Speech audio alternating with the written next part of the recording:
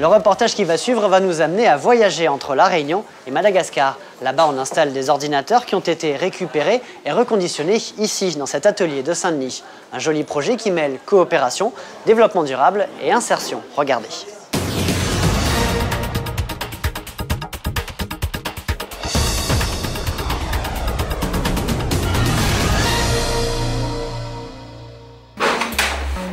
Jusqu'ici, dans cet atelier, l'informatique, ce n'était rien d'autre que de la matière première à recycler.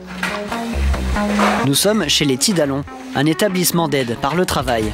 Ici, on accompagne des personnes handicapées dans des activités à caractère professionnel.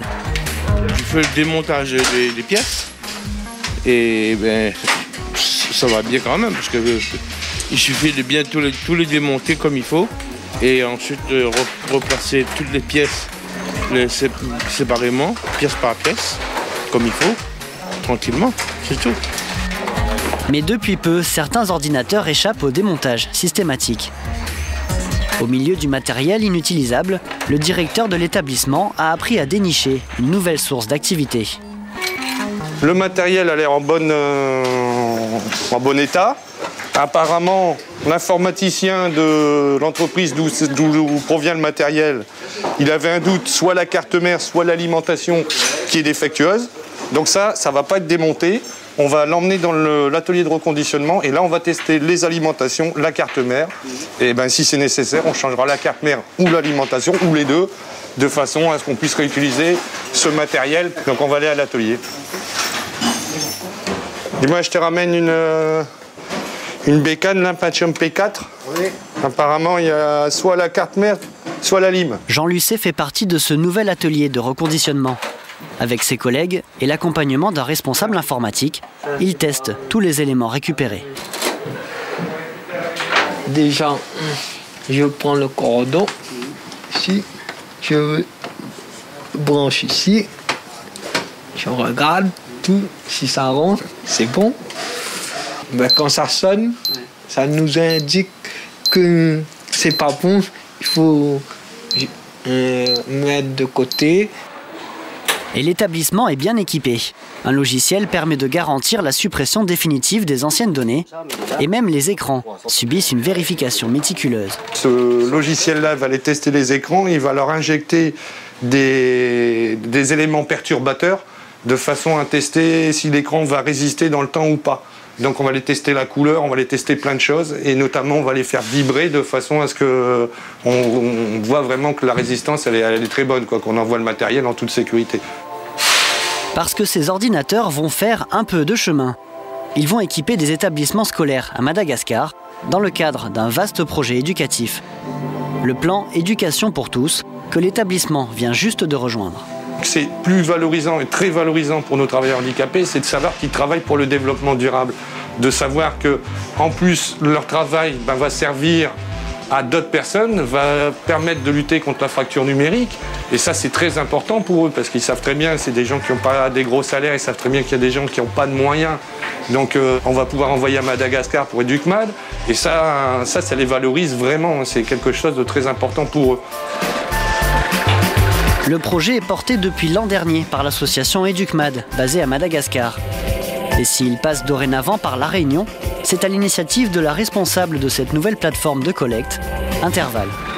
C'est à partir de la métropole, donc l'idée c'était de dire La Réunion étant plus près de Mada, La Réunion pouvait devenir une plateforme pour ce projet-là. Et puis on a sauté sur l'occasion en leur disant « Présent, ouais, on y va ». Et c'est comme ça qu'on est parti. Sachant qu'on n'avait donc pas la structure pour le test des machines, etc.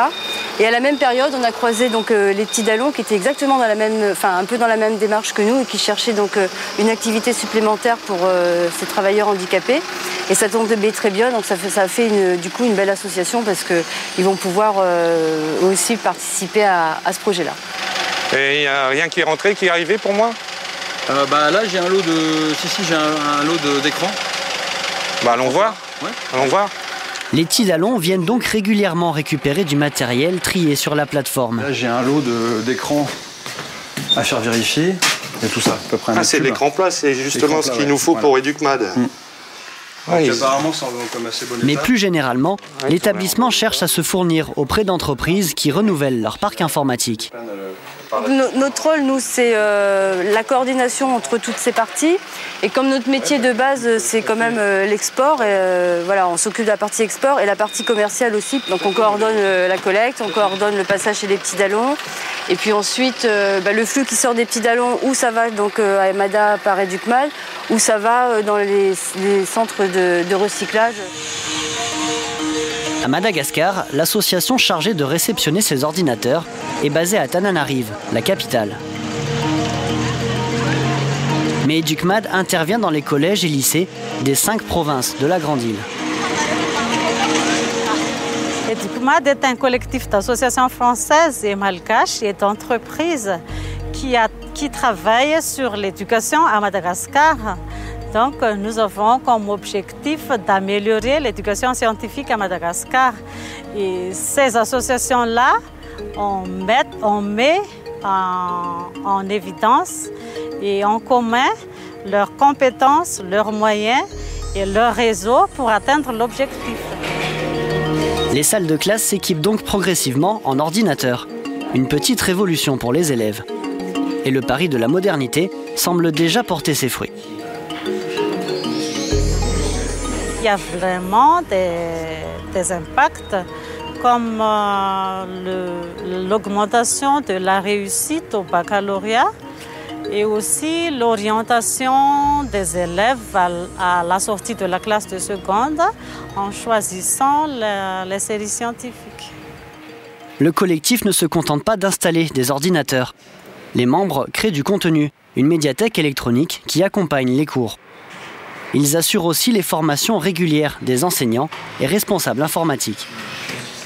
Pour ça, il suffit simplement, je vous montrerai sur Windows, c'est pas compliqué, sous Unix aussi. On a la tâche serveur. Vous savez, quand on a démarré Domino, on démarre N serveur en vérité.